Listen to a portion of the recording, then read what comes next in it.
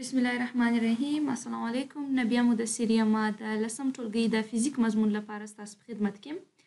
تیره ویډیو کې موږ د لسم ټولګي فزیک مضمون منشور زده کړی چې منشور څه ته ویل کیږي او د منشور اړوند کوم فورمولونه چې وه هغه فورمولونه مو ټول وویله. راځو نن موږ د لسم ټولګي فزیک مضمون کې د منشور اړوند سوالونه حلوو، یعنی د منشور کوم فورمولونه چې په تیره ویډیو کې موږ وویله راځو پر هماغه فورمولونو باندې سوالونه حلوو او د هغوی د سوالو حل وایو چې پر دې فورمولونو باندې څه ډول سوالونه حلولی سو. د لسم ټولګي فزیک مضمون 4 لوست د منشور اړوند سوالونه. په دې کې راځو لومړني مثال ته. لومړی مثال وایي نوري وړانګه په 80 درجې زاویه سره منشور ته داخلیږي.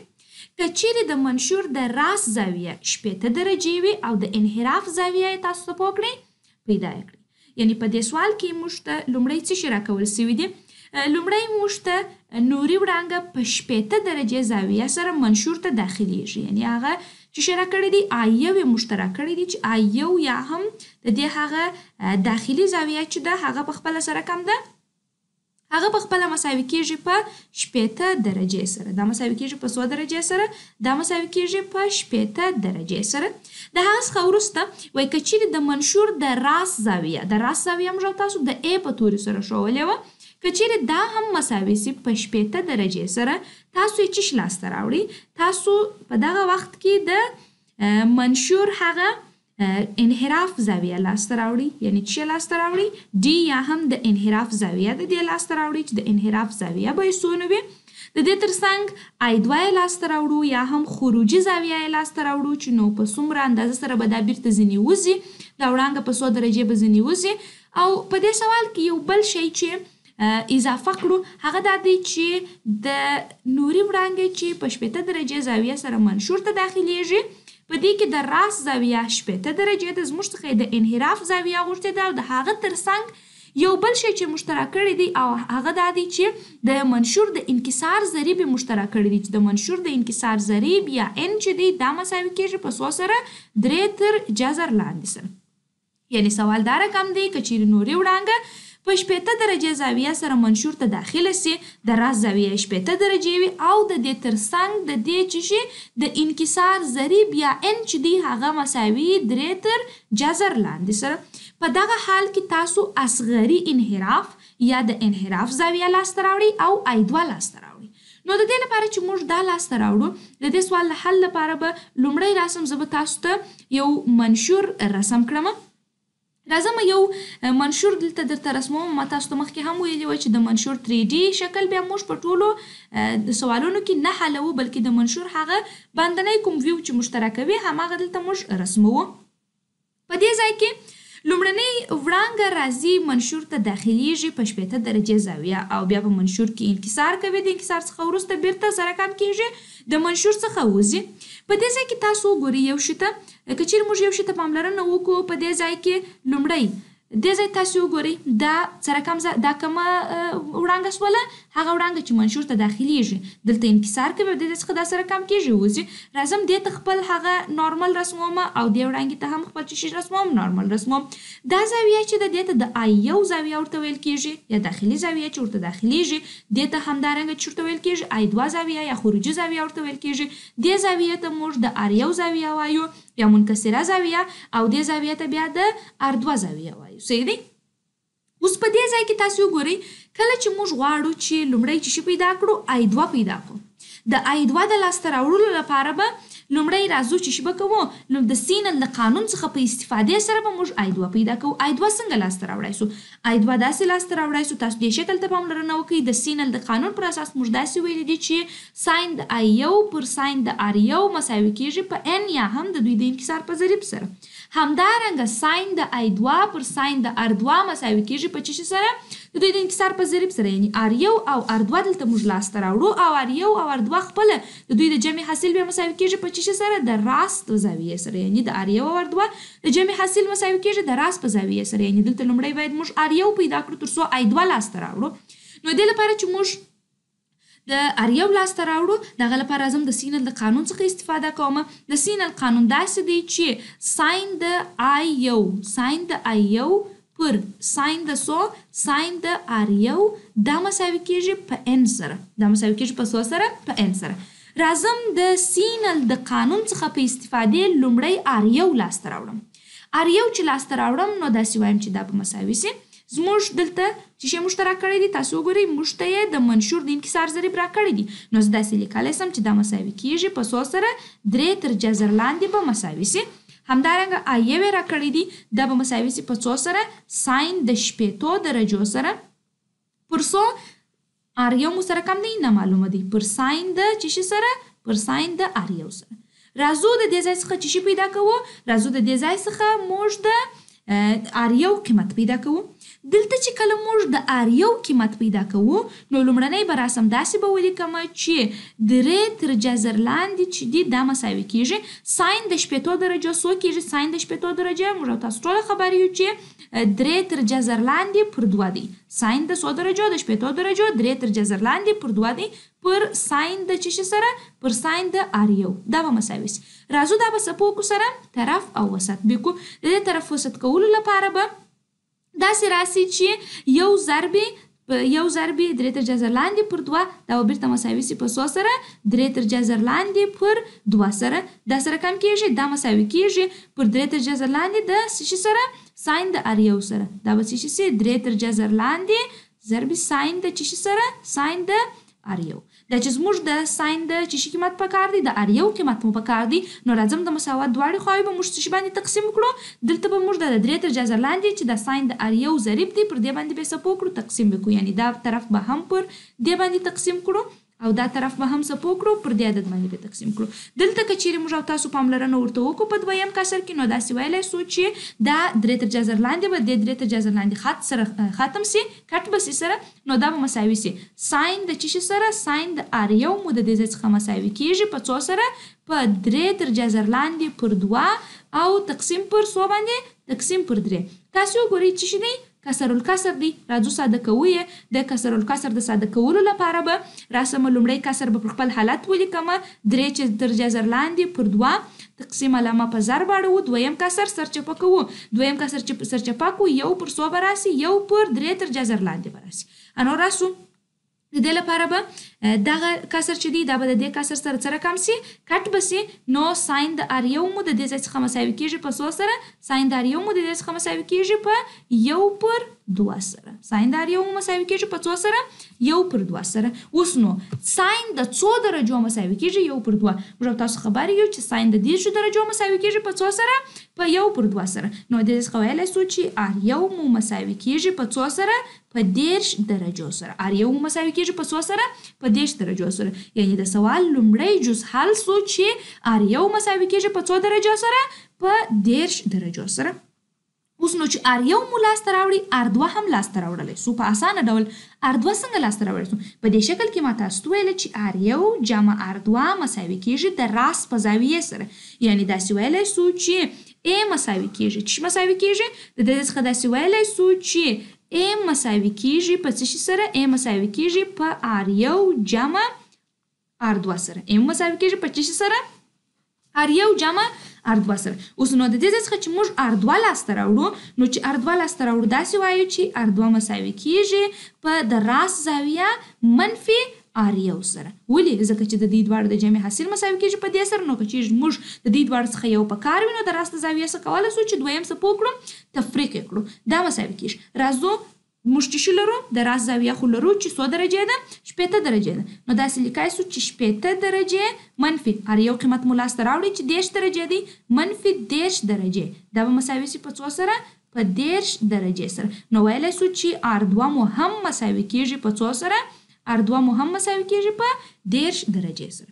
اوس نو چې R1 او R2 مو دواړه لاسته راوړو اوس کولی سو چې د سوال مطابق خروجي زاویه لاسته راوړو. یعنی چې لاسته راوړو؟ I2 لاسته راوړو. د I2 د لاسته راوړلو لپاره دا چې I2 څنګه لاسته راځي؟ د هغې د لاسته راوړلو لپاره یو وارې بیا د سینل د قانون څخه استفاده کوو. د سینل په قانون کې داسې وایو چې ساين د R2 دلته دې وارې چې ذکر کوو ساين د R2 لیکم چې ساين د سو ساين د R2 البته د I2 ساين د I2 پر ساين د سو پر ساين د R2 مساوي کیږي په n سره. صحیح دی؟ دا به مساوي سي. د n قیمت خو لرو څو دی؟ 3 تر جذر لاندې مساوي کیږي. ساین د څو د لرو؟ ساین د i2 لاسته راوړو نو لیکم ساین د i2 پر خپل ځای لیکم ساین د i2 او ساین د r2 مو لاسته راوړه چې 10 درجه دي نو داسې لیکلی شو چې ساین د څو درجه؟ ساین د 10 درجو. دا به مساوي سي. راځو دا سوال څه په کوو؟ ساده کوو او کولی شو چې په اسانه ډول سره د i2 یا خروجي زاویې قیمت هم لاسته راوړو چې خروجي زاویه به نو څو درجې وي. نو راځم په دې ځای کې لومړی لیکم چې ساین د 10 درجو مساوي کیږي په څو سره؟ 3 تر جذر لاندې پر خپل حالت لیکم دا مساوي کیږي په ساین د څو سره؟ په ساین د i2 پر ساین د 10 درجو څو کیږي؟ ساین د 10 درجو خپل مساوي کیږي 1/2 سره. دا به مساوي سي. راځو د بیا څه به کوو؟ سره طرف وسط کوو او د طرف وسط څخه وروسته چې لاسته راوړو د دوی هغه د i2 قیمت لاسته راوړو. یو ضربې ساین د i2 به مساوي سي بیرته په څو سره؟ راځم دې سوال دلته ادامه ورکوم. یو ضربې ساین د i2 به مساوي سي په خپله په ساین د څو سره؟ ساین د i2 سره. دا به مساوي سي په څو؟ دغسې 3 تر جذر لاندې پر ضربې څو؟ 3 تر جذر لاندې ضربې 1/2 سره. صحیح دی؟ د دې څخه دا مساوي کیږي. راځو یو دا سوال ته ادامه پسې ورکوو مخته. راځم اوس دا دواړه د ضرب په حالت کې دي. دې ته به څه ورکړم؟ د یو مخرج به ورکړم 3 تر جذر لاندې ضرب 1 به مساوي سي په څو سره؟ خپله بیرته 3 تر جذر لاندې 1 ضرب 2 مساوي سي په څو سره؟ په 2 سره. اوس په دې ځای کې تاسو وګورئ 3 تر جذر لاندې پر 2 نو داسې ویلی سو چې ساین د څو؟ ساین د 3 تر جذر لاندې پر 2 د خپله مساوي کېږي په څو درجې سره؟ په 80 درجې سره. نو دلته ویلی سو چې ساین د i2 هم مساوي کېږي په څو سره؟ په 80 درجې سره. یعنې داسې ویلی سو چې داخلي زاویه او خروجي زاویه دواړې یو د بل سره څه رقم دي؟ دواړې یو د بل سره مساوي دي. یعنې i2 چې دی دا هم مساوي کېږي په څو درجې سره؟ په 80 درجې سره. r1 مو مساوي کېږي په 10 درجې سره. r2 مو هم مساوي کېږي په څو سره؟ په 10 درجې سره. دا مو ټوله څه وکړه نه؟ لاسته مو راوړو. اوس راځو چې لاسته راوړو د انحراف زاویه لاسته راوړو چې د انحراف زاویه به نو یې څو وي؟ د انحراف د زاویې د لاسته راوړلو لپاره مې تاسو ته یو عمومي فورمول ویلی و. د دې لپاره مې تاسو ته چې ویلی و یو عمومي فورمول مې درته ویلی و. که چیرې تاسو تیره ویډیو درس لوستی وي زده کړی مو وي په تیره ویډیو کې ما تاسو ته د انحراف د زاویې د لاسته راوړلو لپاره څو فورمولونه ویلي وای چې د هغه فورمولونو د جملې څخه یو فورمول داسې و چې ډي د انحراف زاویه مساوي کیږي په i1 جمع i2 منفي a سره. دا مساوي کیږي. راځو ډي لاسته راوړو. د i1 قیمت مو لاسته راوړی دی. د i1 قیمت خپله څو دی؟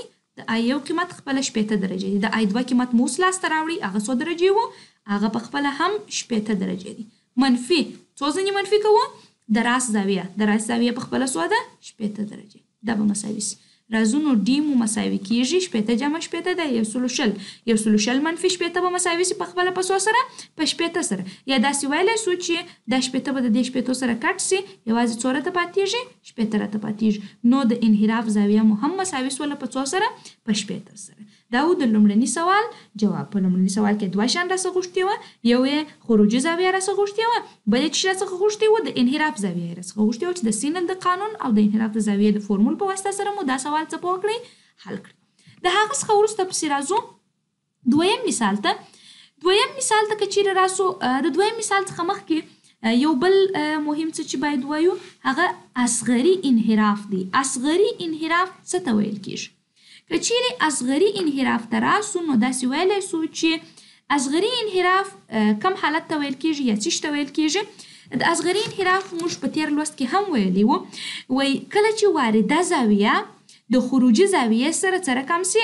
کله چې وارده زاویه د خروجي زاویې سره یا لومړۍ منکسره زاویه د دویمې منکسره زاویې سره مساوي سوي دې انحراف ته څه ویل کېږي؟ اصغري انحراف ورته ویل کېږي. ستاسو فکر و دلته داخلي زاویه تاسو ګورئ داخلي زاویه البته داخلي زاویه د خروجي زاویې سره مساوي سول.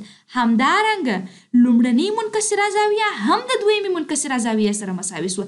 دغه ډول انکسار ته دغه ډول انحراف ته ویل کېږي؟ دغه ډول انحراف ته اصغري انحراف ویل کېږي. یعنی اصغري انحراف کم انحراف ته ویل کېږي؟ کله چې وارده زاویه د خروجي زاویو سره یا اول المنکسره زاویه د دویمې منکسره زاویې سره مساوي سي دغه حالت ته چې ویل کېږي دغه حالت ته اصغري انحراف ویل کېږي. یعنې داسې ویلی سو که چیرې R1 سره کم سو مساوي سو د R2 سره یا I1 مساوي سو د I2 سره په دغه دواړو حالتونو کې چې کوم انحراف رامنځته کېږي دغه انحراف ته چې ویل کېږي دغه انحراف ته اصغري انحراف ورته ویل کېږي. دې انحراف ته چې ویل کېږي دې انحراف ته اصغري انحراف ورته ویل کېږي. راځو دویم مثال ته. دویم مثال کې چې راته وایي دویم مثال کې وایي د یو منشور د راس زاویه د یو منشور د راس زاویه یعنی A مساوي کېږي په 100 سره د راس زاویه یې مساوي کېږي په 80 درجو سره او انحراف اصغري زاویه یعنی D چې ده دا مساوي کېږي په 100 سره په 10 درجې سره د منشور د انکسار ضریب پیدا کړي یعنی د منشور N تاسو څه پوه کړئ لاسته یې راوړي. ډېر ساده او اسانه سوال دی. د دې سوال د حل لپاره هم ما په تیرو درسونو کې فورمولونه درته ویلي وه چې دا سوال کولی سو په څه ډول سره یې حل کړو. لومړی خو د دې هغه عمومي فورمول ته که چیرې راسو چې شته که چیرې راسو عمومي فورمول خو یې دا رقم دی چې N مساوي کېږي په څه شي سره N مساوي کېږي په ساین د څه شي سره په ساین د DM یا هم د اصغري انحراف جمع A پر څه شي سره پر 2 همدارنګه ساین د 100 ساین د A پر 2 دا هغه عمومي فورمول دی چې د دې فورمول په واسطه موږ کولی سو چې دغه څه یعنی عمومي په منشور کې چې څه شیان دي ټوله کولی سو د دې فورمول په واسطه سره څه پوه کړو لاسته یې راوړو. یو مو دا فورمول ویلی بل فورمول مو داسې ویلی و چې DM مساوي کېږي چې څه مساوي کېږي اصغري انحراف DM مساوي کېږي په څه شي سره په A او ضرب N منفي 1 سره په دې فورمول. خو د فورمول یو شرط درلود که چیرې ستاسو په یاد د دې فورمول شرط دا و چې که چیرې د دې فورمول شرط دا و که چیرې د راس زاویه چې ده دا سره کم سي د راس زاویه یا مساوي سي د راس زاویه چې ده دا یا مساوي سي یا کوچنی وي تر 6 که چیرې دا مساوي سي یا کوچنی وي تر 6 په دغه وخت کې موږ د دې فورمول څخه استفاده کولی سو. خو که چیرې د راس زاویه یا د 6 څخه لویه وي که کوچنی وي خو مشکل نشته که لویه وي بیا موږ د دې فورمول څخه استفاده نسو کولی. یعنی دغه فورمول څخه موږ په هغه صورت کې استفاده کولی سو چې د راس زاویه یا مساوي یا کوچنی وي تر 6 وقتی اوس چې دا زاویه چې دا خو 80 درجې ده ډیره لویه ده نو موږ راځو د دې فورمول څخه استفاده کوو او د دې فورمول په واسطه سره د منشور د انکسار ضریب لاسته راوړو. نو راځو لیکم چې دا مساوي کېږي په دې ځای کې N مو مساوي کېږي په 100 سره N مو مساوي کېږي په ساین د DM چې دی هغه لاسته راکړ دي 100 دی 10 درجې جمع د راس زاویه 100 درجې ده 80 درجې پر 100 پر 2 همدارنګه ساین د 100 ساین د 80 درجې پر 2 دا مساوي کېږي. راځو سوال ساده کوو. د دې څخه مو N مساوي کېږي 10 جمع 80 دا 100 تقسیم پر 2 دا 145 ساین د 100 ساین د 45 درجې پر 100 80 تقسیم پر 2 10 پر ساین د 100 پر ساین د 10 درجو دا به مساوي سي. راځو په دې ځای کې ساین د 45 درجو ساین د 45 درجو موږ تاسو خبر یو چې دا په خپله 100 دی 2 تر جذر لاندې پر 2 همدارنګه ساین د 10 درجو 1 پر 2 ساین د 10 درجو 100 دی 1 پر 2 اخو دا مساوي کېږي. د دې څخه راځم لومړنی کسر پر خپل حالت لیکم 2 تر جذر لاندې پر 2 د تقسیم علامه په ضرب واړو دویم کسر به سرچپه کو دا به مساوي سي. په دې ځای کې راځو دا سوال ساده کوو دا 2 به د دې 2 سره کټ سي 2 تر جذر لاندې ضرب 1 به خپله مساوي سي په 2 تر جذر لاندې او 1 ضرب 1 به مساوي سي په 1 سره یعنې دا مساوي کېږي په 100 سره 2 تر جذر لاندې. نو د دې څخه داسې ویلی سو چې په دغه حالت کې د منشور د انکسار ضریب مساوي کېږي په 100 سره په 2 تر جذر لاندې سره. دا مو د دې سوال چې شو جواب سو. د هغه څخه وروسته پسې راځو یو دریم مثال راخلو. دریم مثال داسې دی وایي د یو منشور د راست زاویه 6 درجې ده. د یو منشور د راست زاویه څو درجې ده؟ 6 درجې. یعنی A مو مساوي کېږي په څو سره؟ E مو مساوي کېږي په 6 درجو سره. او د انکسار ضریب یې 3/2 دی. د انکسار ضریب یا N چې دی دا مساوي کېږي په څو سره؟ دا مساوي کېږي 3/2 سره. د انکسار ضریب مساوي کېږي په څو سره؟ د انکسار ضریب مساوي کېږي 3/2 سره.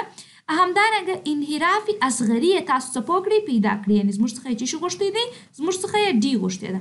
راځو د دې سوال د حل لپاره په تیر مثال کې ما تاسو ته یو شی وویلی، هغه دا چې موږ کولی سو چې D چې ده دا داسې هم لنډ پیدا کړو چې DM یا هم اصغري انحراف مو مساوي کېږي په څو سره؟ دا مو مساوي کېږي په A ضرب N منفي 1 سره. خو په هغه حالت کې د دې فورمول څخه استفاده کولی سو په کم حالت کې چې څه شی وي؟ په کم حالت کې دغه E چې ده دا یا کوچنی وي او یا مساوي د 6 سره. اوس تاسو وګورئ E چې ده هغه مساوي ده د 6 سره. نو موږ کولی سو چې د دې فورمول څخه استفاده وکړو. نو د فورمول څخه چې استفاده کوو راځو داسې لیکم چې DM مې مساوي کېږي په څو سره؟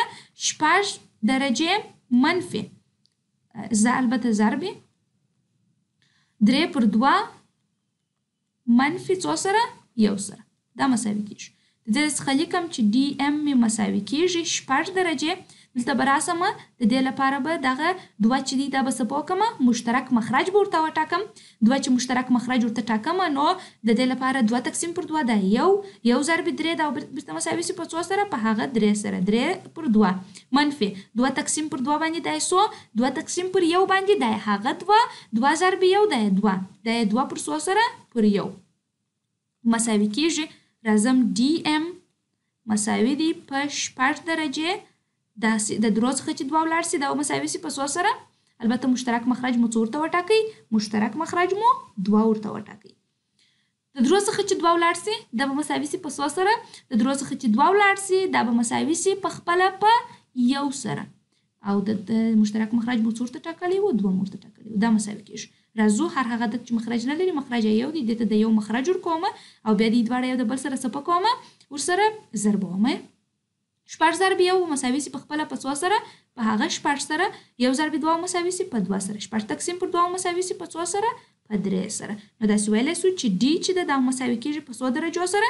D چې ده دا مساوي کېږي په 3 درجو سره. د انحراف زاویه مساوي کېږي په 3 درجې سره. دا مو د کوم فورمول په واسطه لاسته راوړئ؟ د DM مساوي کېږي A ضرب N منفي 1 سره. دا فورمول چې دی په هغه وخت کې استفاده ځینې کولی سو کله چې دغه شرط یې عملي کړی وي یعنې د منشور د راست زاویه یا 6 وي او یا تر 6 سره کم وي کوچنی وي. د هغه څخه وروسته راځو یو بل مثال ته، څلورم مثال ته. څلورم مثال په څه ډول دی؟ څلورم مثال کې وایي نوري وړانګه د 45 درجې لاندې په منشور واردېږي. نوري وړانګه د 45 درجې لاندې پر منشور واردېږي. دا څه معنا دا چې I چې دی دا مو مساوي کېږي په څو سره؟ I چې دی دا مو مساوي کېږي په 45 درجې سره. که چیرې د منشور د راست زاویه 90 درجې وي یعنی E چې دا مساوي سي په 100 درجو سره په 90 درجه نو د انحراف زاویه یا D تاسو څه پوکړئ؟ لاسته یې راوړئ. D څه پوکئ تاسو؟ لاسته یې راوړئ. یعنی دلته هم D لاسته راوړو. D چې لاسته راوړو د هغه لپاره موږ او تاسو 3 فورمولونه ویلي دي. لومړی فورمول خو مو هغه فورمول ویلی و چې ما تاسو ته په لومړني مثال کې حل کړئ. دویم فورمول مو دا فورمول ویلی و د شرط مطابق. او دریم فورمول مو دا فورمول ویلی و چې که چیرې موږ ته په سوال کې چې شره کول سوی وي په سوال کې موږ ته I زاویه راکول سوی وي او د دې تر څنګ چې شره کول سوی وي موږ ته د راست زاویه راکول سوی داخلي زاویه او د راست زاویه راکول سوی. بیا کولی سو چې D داسې لاسته راوړو چې DM مو مساوي کېږي په 2I منفي A سره. په څه شي سره؟ 2I منفي A سره. نو 2I منفي A چې لاسته راوړو په دې ځای کې لیکم چې دا مساوي کېږي د دې څخه مو DM چې دی دا مساوي کېږي 2 په خپله 2 ضرب 100 سره 45 درجې منفي 90 درجې سره. دا مساوي سي 2 5 دا 10 دا مساوي سي په 100 سره. 2 5 دا 10 صفر به ولیکو یو چې محصل وي 2 څلور اته یو محصل دا 9 منفي 90 مساوي به سي 90 منفي 90 دا مساوي سي په 0 سره. نو په دغه حالت کې مو DM مساوي کېږي په 100 درجو سره په 0 درجو سره. نو موږ او تاسو د چیش لپاره د انحراف د منشور د انحراف زاویې د پیدا کولو لپاره 3 فورمولونه ویلي دي چې هر فورمول خپل ځان ته چی درلودلی، هر فورمول خپل ځان ته قوانین درلودل. راځم دا فورمولونه په لنډ ډول سره تاسو ته لیکم چې دغه فورمولونه موږ څه وخت کاروو، د چیش لپاره کاروو او هر فورمول په کوم ځای کې کارول کیږي. لومړنی فورمول چې مې درته ویلي، لومړنی فورمول چې درته مې ویلي هغه داسې و چې n مساوي کیږي په چیش سره، n مساوي کیږي په ساين د چیش، n مساوي کیږي په ساين د dm، په ساين د dm جمع a سره تقسیم پر 100 تقسیم پر 2، همدارنګه پر 100 پر ساين د a تقسیم پر 2. لومړی فورمول چې موږ کولی سو چې د په هغه باندې د منشور اړوند سوالونه حل کو چې په هغه کې د راز زاویه هم پیدا کولی سو، اصغري انحراف هم پیدا کولی سو، د دې فورمول څخه استفاده کولی سو، همدارنګه د انکسار ضریب. دویم فورمول په هغه صورت کې چې د راز زاویه یا څه رقم به مساوي یا کوچنی وي تر شپږو، موږ د دې فورمول څخه استفاده کوو چې dm چې دی دا مساوي کیږي، dm مساوي کیږي په a ضرب n منفي 1 سره. دا دویم فورمول و.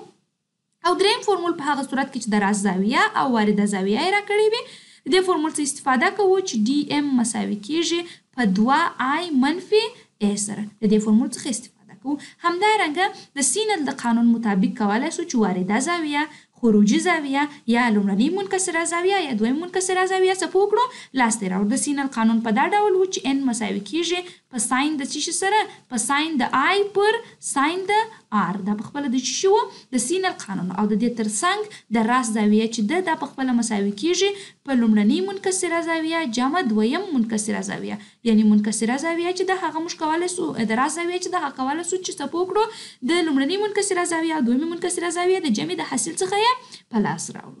دا و د منشور اړوند سوالونه او د منشور اړوند ټولو مکمل هغه فورمولونه چې موږ ویلي پر هماغه فورمولونو باندې مثالونه. زموږ او ستاسو راتلونکی درس به انشاءالله د نور تجزیه وي. تر بلې ویډیو پورې ښه ورځ او ښې چارې.